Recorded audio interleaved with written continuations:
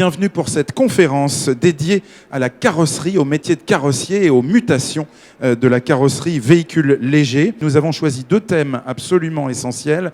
Le premier, la forte mutation du post-peinture, de l'activité peinture au sein de l'atelier.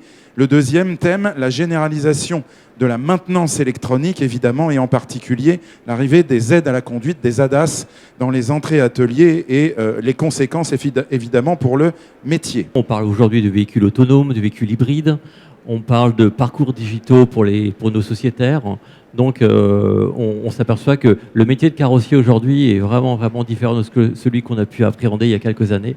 Oui. Et ça passe par une restructuration et une reformatation complète en fait du métier de carrossier réparateur. L'électronique a une partie importante dans l'automobile et elle le sera davantage demain. Donc il faut savoir s'adapter, il faut savoir s'outiller, mais je dirais au juste milieu, pour qu'on puisse constamment aller, je dirais, dans la méthodologie de réparation en fonction des véhicules qu'on aura en atelier. Alors, on parle d'électronique, mais il y a aussi, évidemment, l'évolution du post-peinture. Ça, c'est quelque chose qui est, qui est permanent. Hein, ça a toujours été un poste ça a toujours été. Mais aujourd'hui, ça va très vite. Ça va très vite parce qu'on voit des coloris. Aujourd'hui, on peut faire des choix sur des coloris bien spécifiques, voire presque personnalisés à titre individuel ou à petite quantité. Donc c'est vrai que là-dessus, il nous faut faire en sorte d'être performant au mieux possible, hein, parce qu'il faut que, comment dirais-je, le véhicule soit au plus près de ce qu'il était à l'origine. On est vraiment, en tant que carrossier, tendu sur le respect des temps de peinture qu'on doit nous accorder pour repeindre les véhicules, parce qu'aujourd'hui, on parle, mon prédécesseur a parlé justement des nouvelles teintes, de la technicité des nouvelles teintes à appliquer. Et vous pouvez tenir les temps de peinture avec toutes ces nouvelles teintes. Aujourd'hui, on voit les temps se réduire comme peau de chagrin tous les ans, avec justement des produits qui sont de plus en plus complexes à appliquer, avec des coûts évidemment bien plus onéreux qu'auparavant, avec aussi des nécessités de raccorder avec des éléments, sur des éléments différents, avec des couleurs vraiment précises.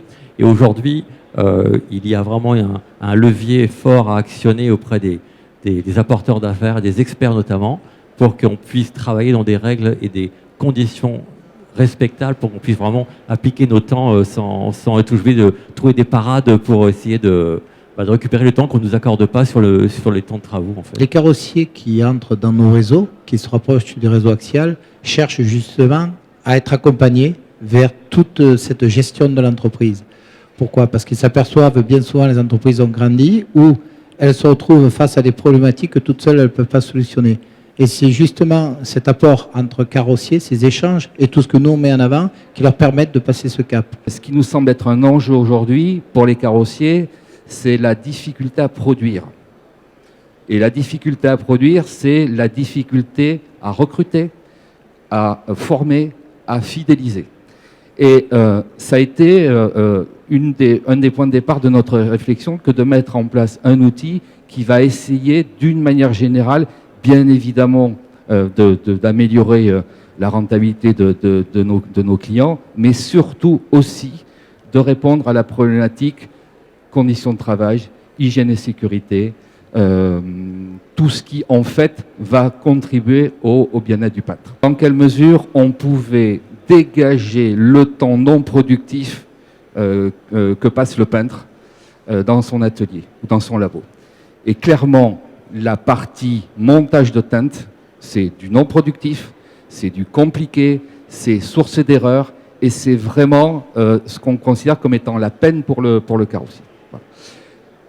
Le système est très simple, c'est toujours le peintre qui continue à déterminer quelle teinte il va choisir. C'est toujours le peintre qui continue à appliquer le produit. Mais toute la partie montage de la teinte, mélange, formulation, est entièrement automatisé au centième de gramme. Au centième de gramme. C'est toujours exact. Donc il n'y a pas d'erreur possible. Ça permet de descendre sur des quantitatifs jamais vus, puisqu'on peut réaliser des mélanges de 20 grammes sans erreur. Et c'est la garantie absolue de gagner entre 9 et 12 minutes de temps de main-d'œuvre par teinte. Nous nous sommes rapprochés de nos clients traditionnels et qui nous disent, voilà, nous on souhaiterait débiter un peu plus de véhicules avec des petits travaux. Et on s'est dit, on va sortir une cabine de peinture multifonction où on y a intégré donc le ponçage, du séchage infrarouge UVA également, la technologie UVA donc qui est en pleine évolution puisque donc aujourd'hui dites-nous pourquoi. On sèche. Déjà c'est un gain de temps. C'est un gain de temps. L'UVA c'est un gain de temps par rapport à un séchage à onde courte traditionnelle. Donc nous avons créé ce poste où nous rentrons un véhicule dans ce poste. Idéalement ce poste est traversant et sur un flux parallèle aux réparations traditionnelles. Donc là, on parle de réparation rapide. Nous avons de préférence un poste traversant. Donc nous rentrons le véhicule sur ce poste, ce qui permet de faire la préparation jusqu'à l'application peinture sans déplacer le véhicule. Et nous avons donc intégré dans ce poste également donc une table élévatrice prise sous roue ou alors là du haut. Donc vous pouvez lever le véhicule par les roues mais aussi par la coque. Et nous avons deux régimes de ventilation. On a un demi-régime pour les phases de préparation et lorsqu'on applique de la peinture, donc la cabine passe automatiquement en plein débit pour respecter les normes en termes de vitesse d'air et protection de l'opérateur. C'est un marché qui s'ouvre aujourd'hui à tous les carrossiers parce qu'on s'aperçoit que, c'est ce qu'on évoquait juste précédemment, les chocs sont de plus en plus réduits et le temps d'immobilisation est de plus en plus court. Donc il est nécessaire d'avoir des outils performants pour pouvoir réaliser ces travaux. Et on s'aperçoit aujourd'hui que d'avoir mis en place au sein de notre réseau donc le Reparzen nous amorce déjà dès aujourd'hui un flux de véhicules important parce qu'on communique aussi beaucoup sur cet événement. Oui. Et les gens, soit sur un véhicule qui est déjà en réparation à qui on propose un additionnel sur leur réparation, ou bien des gens spontanément qui viennent nous faire une retouche cosmétique sur leur véhicule. On peut traiter des véhicules très rapidement avec des outils adaptés, notamment ce type de cabine que vous présentez. N'oublions pas qu'aujourd'hui, la problématique de l'automobile, c'est la mobilité. Okay. Bien sûr. L'automobile, ça devient un utilitaire pour faire de la mobilité. Donc, moins on va rompre avec cette mobilité, bien évidemment, plus l'automobile sera content, et ça veut dire que derrière, on va être capable d'immobiliser dans les ateliers le plus court possible. Le marché a changé, pourquoi? Parce que l'utilisation de la voiture a changé, c'est-à-dire qu'aujourd'hui, on a de plus en plus de voitures en location. Et c'est tout ce qu'on appelle tous ces buybacks, tous ces retours, parce que vous savez autant que moi, vous connaissez le marché de la location, les valeurs résiduelles, donc derrière, il faut que la voiture elle soit rendue impeccable, autrement, si on peut facturer plein pot, on récupère et on peut baisser les loyers. Enfin, tout le monde connaît bien ce système. Donc, quelque part, on sait que quand il y a une restitution de voiture, la moindre rayure, le moindre truc, il va être facturé plein pot. Donc, c'est ce marché qui nous a obligés, qui nous a fait réagir, de dire, mais nous, les petites rayures, les petits coups, on peut le traiter. Second thème décisif, l'arrivée massive des ADAS, des aides à la conduite. Alors, ADAS, ça veut dire Advanced Driver Assistance Systems. C'est dit une fois pour toutes, on n'y reviendra plus. Sur les véhicules qui rentrent à l'atelier. Entre les constructeurs et les équipementiers, ils estiment que d'ici à 2022, 100% des ventes de véhicules neufs seront équipés d'un système d'assistance à la conduite avancée. Donc, effectivement, on aura un impact au niveau du parc circulant et au niveau des entrées ateliers de toute façon. Ce qu'il faut voir également, c'est que c'est un sujet sur lequel on se penche depuis plus de 2 ans chez Autodistribution. Et très clairement, on l'avait vu dans un premier temps sous le prisme du vitrage. Et puis ensuite, on s'est dit, bien évidemment, que ça allait toucher les métiers de la carrosserie. Et aujourd'hui, je peux affirmer que finalement, ça va intervenir très rapidement sur tous les métiers parce qu'on grandit avec ces technologies, on devient de plus en plus sachant et on s'aperçoit que la notion géométrique du véhicule a un impact immédiat sur la calibration à la fois des radars et des caméras. C'est un sujet effectivement très important, mais surtout à prendre en considération parce qu'il y a une énorme sécurité en jeu et peut-être que là, effectivement, il y a peut-être un peu de laisser-aller.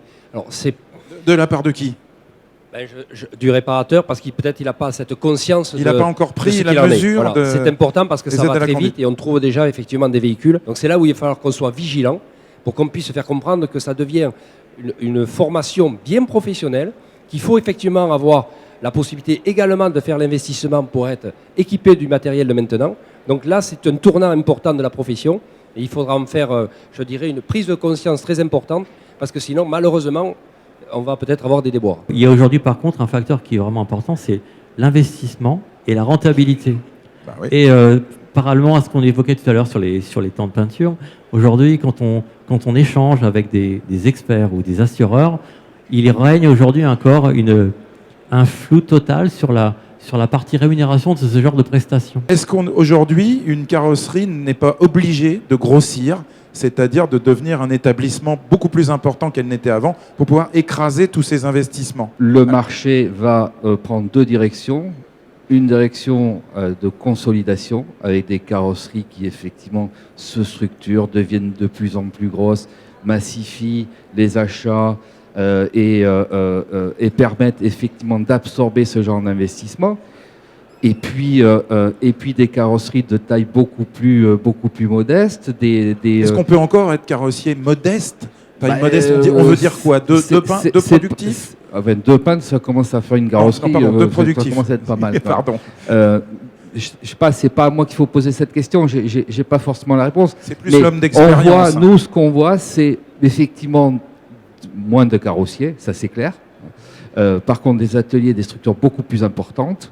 Ça, c'est vrai. Mais persiste également la petite carrosserie avec le patron et un productif, voire un apprenti.